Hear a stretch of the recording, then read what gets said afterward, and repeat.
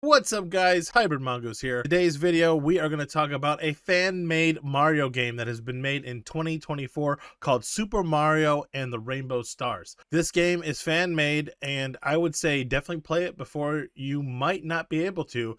Nintendo's pretty notorious getting rid of these fan-made games whenever they show up, so I would say play it now before you can't.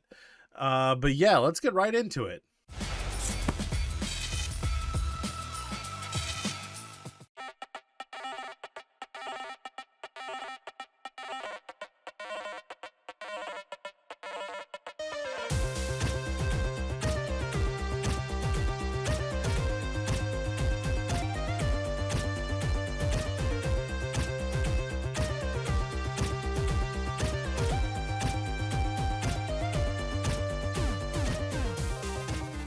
So here we are on the main website. This will be linked down below. Yeah, this is the main website, and let's go through a little bit of the actual setup here.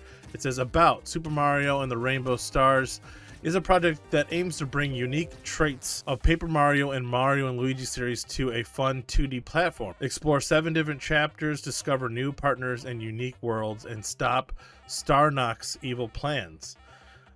So I'm not going to get really far into it. Basically, you have a Cappy-like character that's with you called Starry, and you get that in the first level.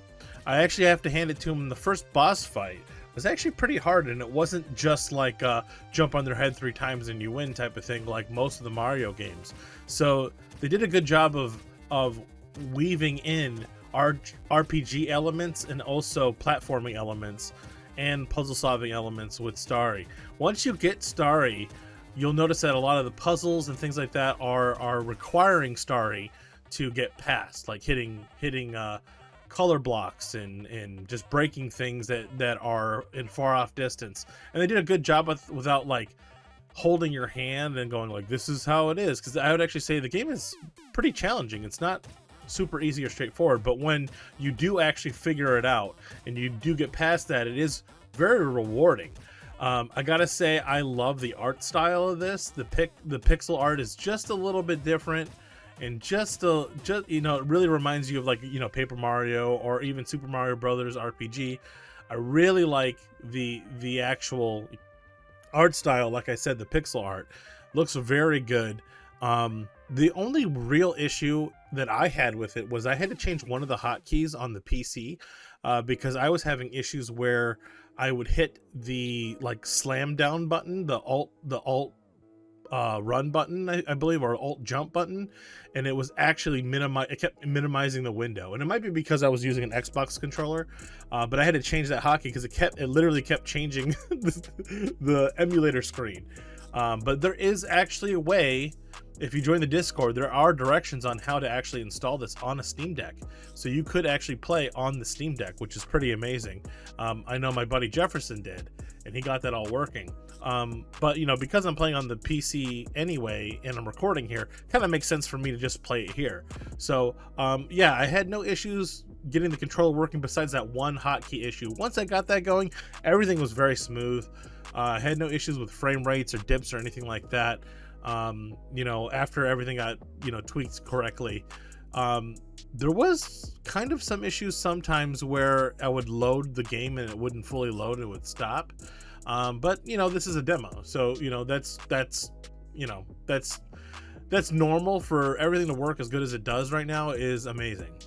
I actually love this style of game as well because I'm really big into, you know, the Super Mario Brothers RPG. Like, that was one of the first RPGs I've ever played, so I love that game. So I actually wish it was more turn-based. Like, I wish it turned into turn-based at some points. But I can see how they do it. They almost do it like an action platformer / RPG elements in there as well. And it's cool what they did.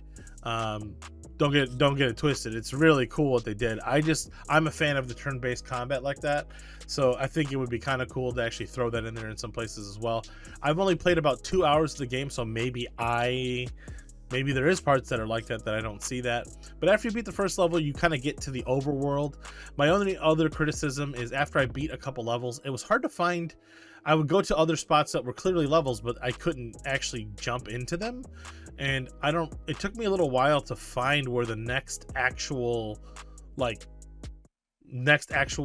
level was. So I was confused by that for a second. I was like, where do I go? You know, like, and I started going all around, and the overworld's very cool. You could like jump to like Yoshi's Island.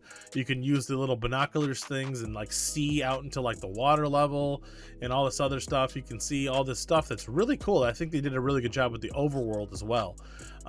But yeah, I had trouble finding the next level at I think it was the third or fourth level. I was like, where do I go? And I kind of spent a good amount of time searching for it until I found it, which, yeah, there's that. So anyway, guys, that is gonna do it for the video. I just wanted to highlight, you know, this game, and, you know, definitely play it while you can.